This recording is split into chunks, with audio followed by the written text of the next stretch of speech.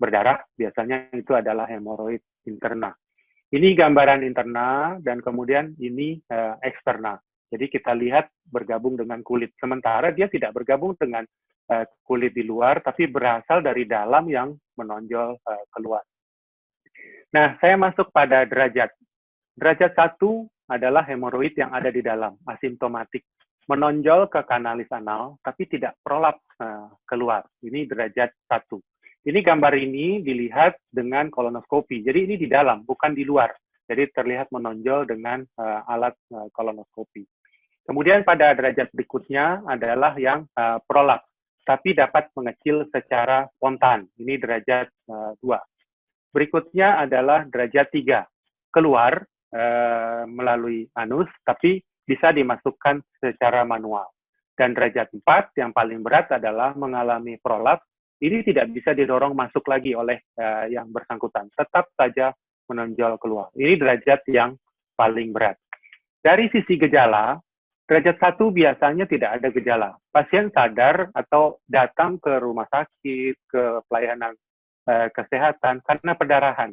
Jadi darah menetes tapi tidak tahu dari mana sumbernya. Untuk derajat 2 bisa perdarahan, bisa gatal, atau merasa ingin BAB. Rasa mau BAB tidak tuntas, tapi kok nggak BAB ya.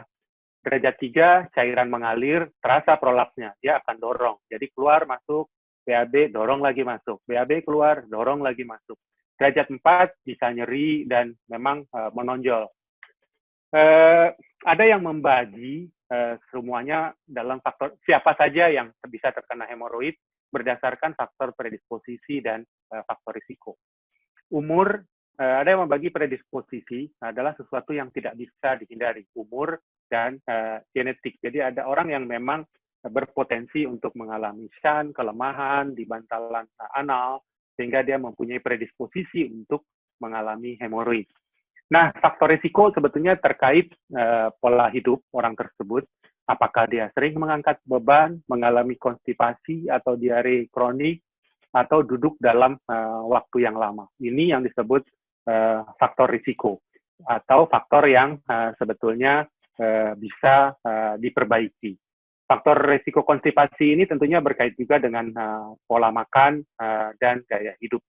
Jadi dikatakan mereka dengan diet rendah serat akan mengalami konstipasi dan berpotensi untuk mengalami hemoroid. Bagaimana gejalanya? Sekitar 40% pasien dengan hemoroid tidak menunjukkan gejala. Nah, gejala ini akan muncul tergantung dari keparahan dan letak. Eksterna tentunya ada gejala karena dia ada di luar. Interna pada stadium 1, 2 biasanya belum ada gejala yang menonjol, kecuali kalau berdarah. Tapi kalau 4, pasti dia datang mencari layanan pengobatan. Nah, pasien yang datang ke saya, umumnya datang keluhannya berdarah dari anus. Jadi pasien melaporkan, dok saya kok BAB saya lihat ada darahnya ya, menetes. Saya nggak tahu dari mana, nggak ada nyeri, nggak ada apa-apa, tapi saya lihat ke kloset kok ada darah. Atau ada juga yang pada saat membersihkan kok ada darahnya.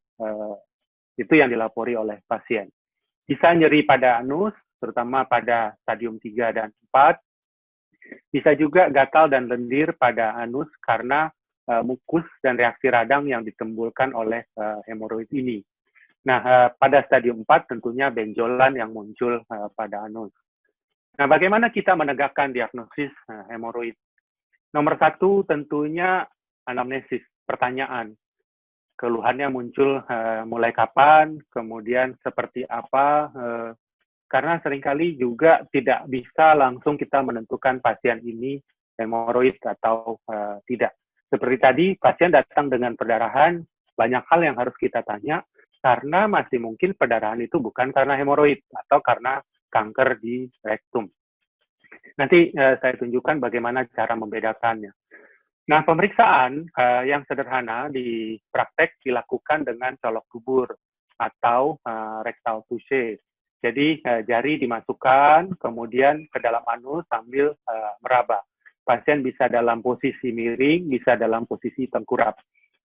Umumnya tempat praktek tidak menyediakan tempat tidur seperti ini, Tapi yang seperti ini, sehingga yang umum kita lakukan adalah miring-tiring. Problemnya kadang-kadang pasien risih diperiksa. Jadi inilah kadang-kadang hambatannya, kita perlu memberi pengertian bahwa kita perlu melakukan colok dubur pada pasien tersebut. Nah, ini alat, kalau ini pakai alat proktoskop, dimasukkan, ada yang pakai lampu, ada yang lampu dengan headlamp, lampu di kepala, kemudian alatnya dimasukkan, kemudian kita melihat ke dalam. Yang lain adalah kolonoskopi. Kalau pasien ini tidak jelas apakah memang hemoroid atau tidak, dicolok dubur juga tidak teraba, kami melakukan pemeriksaan kolonoskopi. Karena diagnosis bandingnya adalah kanker kolorektal. Kelebihan dari kolonoskopi adalah bisa melihat sampai ke proksimal, ke sekum, bahkan sampai ke ilium. Sementara proktoskop tadi hanya sampai di sini, hanya di sekitar rektum. Ini laporan hasil ya yang kita sampaikan dengan penglihatan atau colok dubur tadi, 3 area plexus hemoroidalis. Nah, diagnosis bandingnya adalah seperti ini. Bagaimana membedakannya? Ya, tergantung dari benjolannya. Kalau benjolannya sudah terlihat, biasanya kita bisa menentukan itu hemoroid. Yang repot adalah kalau pasien datang dengan perdarahan. Nah, kita sulit membedakan apakah ini kanker ataukah ini hemoroid, karena sama-sama tidak terlihat.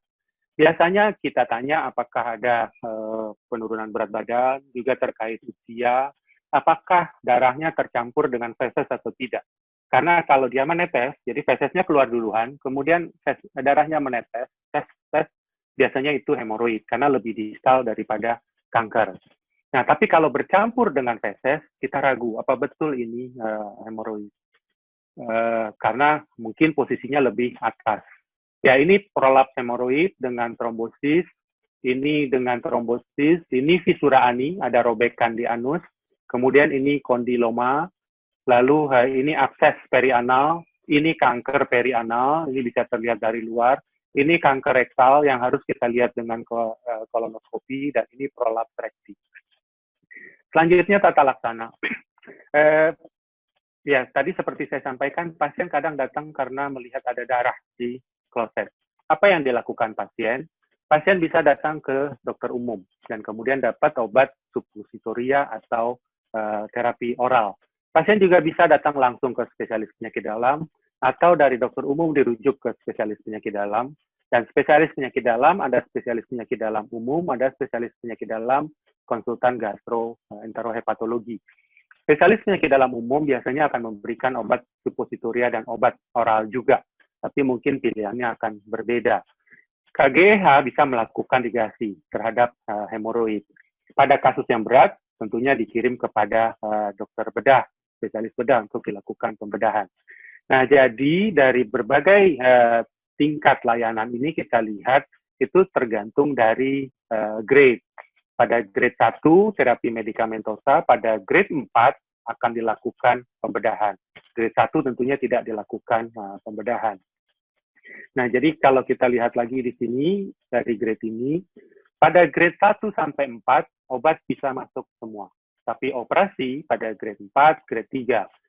Ligasi atau skleroterapi biasanya maksimal sampai grade 3. Kita tidak lakukan ligasi pada grade 4.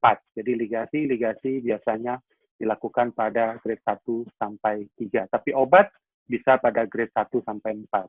Modifikasi gaya hidup, ya, diet dan sebagainya diberikan pada grade 1 sampai 4. Jadi walaupun dioperasi, tetap gaya hidup harus diperbaiki. Jadi ini penanganannya bisa dengan diet, obat, ada prosedur minimal invasif, ada operasi.